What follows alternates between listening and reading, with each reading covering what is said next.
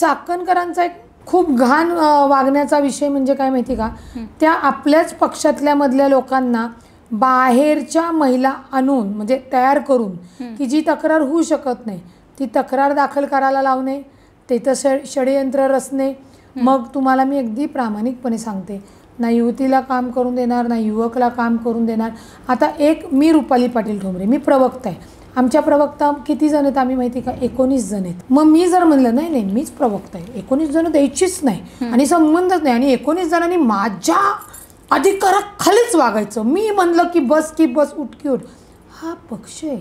हे असं चाकणकर स्वतःच्या याच्यामध्ये घडवत आहे. तुला राष्ट्रवादी काँग्रेस पक्षाने खूप मोठ्या पदावर संधी दिलेली आहे, त्या संधीचं सोनं करण्याचं काम खरं त्यांनी करायला पाहिजे होतं. पण त्यांनी काय केलं, आयोगाच्या ह्याच्यावर पण मला कोणाची कॉम्पिटिशन नको म्हणून त्यांनी ज्या 16 आहेत ती पदं भरली नाही आहेत. आणि प्रदेशाध्यक्षाच्या ह्याच्यावर माझ्या पुढं मागं करा, आम्ही नाही तुमच्या पुढं मागं करणार.